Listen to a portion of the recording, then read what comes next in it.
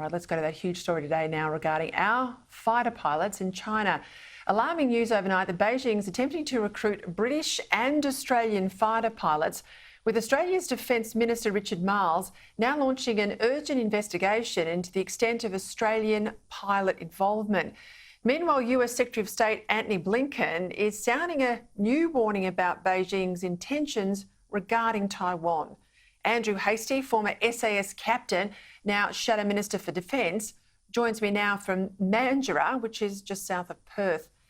Andrew, these reports in relation to China, the active recruiting we're told of our ADF pilot, how accurate are they? Well, good evening, Peter. I made inquiries of my own today. I have a very well-placed ADF source, a former fighter pilot, who confirmed that 2 former Australian fighter pilots had been approached by the people who run the program, but had declined to participate. So it's a real thing.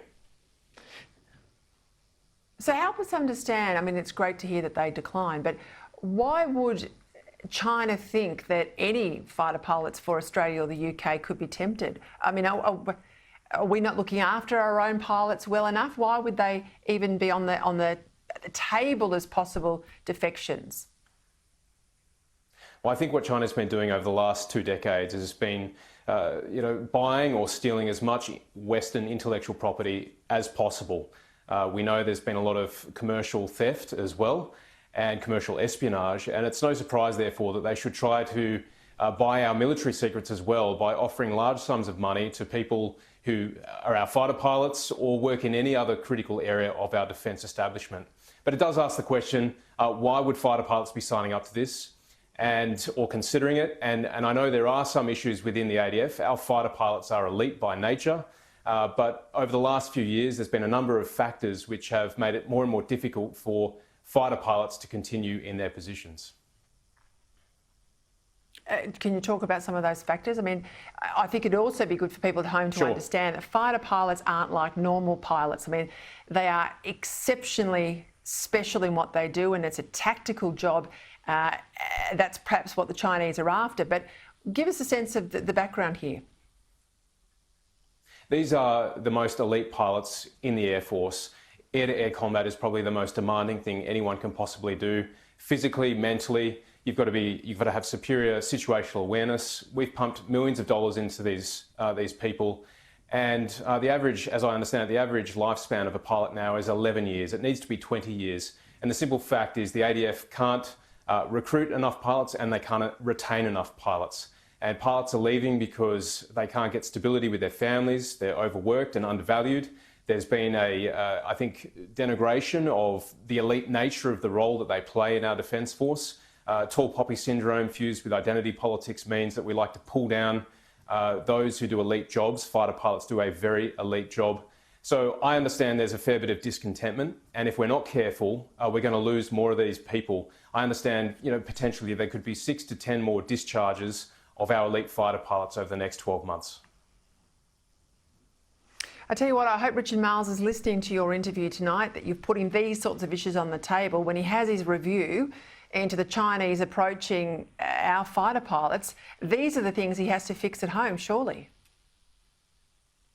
Absolutely. We've got to be thinking about how we retain these people, how we look after their families better, how we keep them flying and we don't saddle them with extra governance and paperwork. Because in the end, it costs millions of dollars and years to train these people. Peter, last year as Assistant Minister for Defence, I went up in a PC-21 at RAF Base Pearce. My single objective was not to vomit in the plane.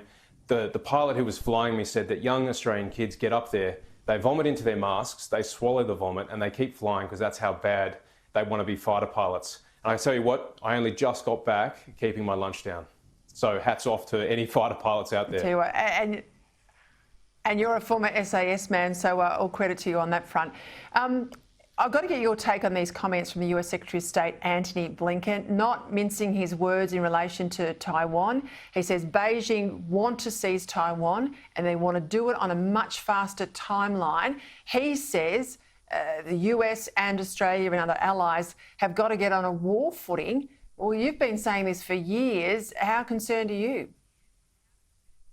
I'm very concerned. Admiral Davidson, the former commander of Indo-Pacific Command, said that China would try to take Taiwan by 6 years. And we're now a year and a half after he said those words. So what the Secretary of State has said is nothing new. I think Jim Molan is 100% correct. The Defence Strategic Review is a good thing, but we need to look beyond it as well. We need to think about our energy security, our fuel security, our food security, our communication security, our underwater sea cables. All these things are critical inputs into our national security as a country. Yes, I don't think China's worried about net zero anymore. Andrew Hastie, thank you.